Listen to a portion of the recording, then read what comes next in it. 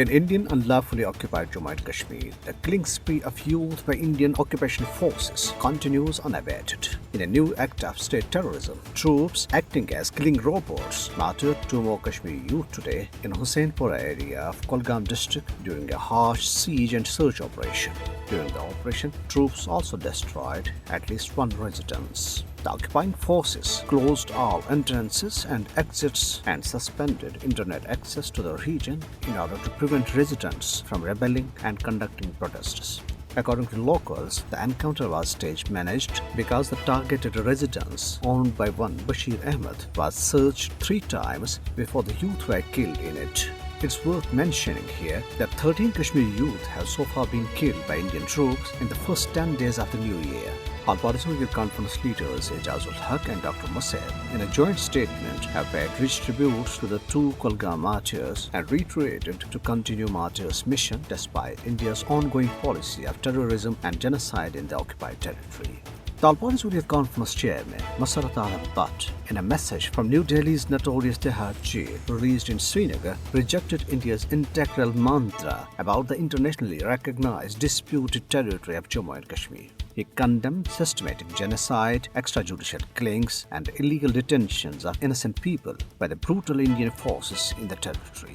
Meanwhile, posters have resurfaced in Srinagar and other parts of Kashmir Valley urging the United Nations to resolve the Kashmir dispute in accordance with the relevant United Nations resolutions in order to prevent additional lives from being lost. The posters read slogans like "Go India, Go Back" and "Free Kashmir." The Kashmir Press Club, in a statement in Srinagar, called for immediate release of journalist Sajjad Gul, saying that the FIR lodged against him is purely aimed at criminalizing reportage and journalistic work in Kashmir. The club said that threats, summons and arrests of media personnel by occupation authorities have effectively restrained independent and investigative reporting from the region. Sajjad Gul was arrested after he posted a video of a family shouting anti-India slogans after their son was martyred by Indian troops in Srinagar. Prime Minister of Pakistan Imran Khan, terming the Narendra Modi-led Indian government a real and present threat to peace in the region, said that all minorities in India were at the target of extremist groups operating under patronage of the ruling BJP.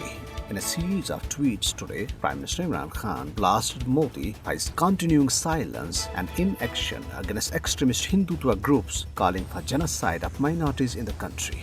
The chairman of the Parliamentary Committee on Kashmir, Shahryar Khan Afridi, has denounced the registration of criminal cases against overseas rights activists from Indian illegally occupied Jammu and Kashmir, Muzammil Ayub Thakur and Dr. Asif Dar, under malafide and false charges by Indian police. In India, numerous BJP leaders threatened genocide and a repetition of 1984-style Sikh massacres via their verified Twitter accounts in response to their self-created danger to Indian Prime Minister Narendra Modi's life during his recent visit to Punjab. They also demanded that all Sikh and Punjabis be expelled from Indian Army. Interestingly, Punjab Chief Minister Charanjit Singh Channi, in an interview, categorically refused taking any action against the protesting Sikh farmers during Modi's visit to the Punjab state.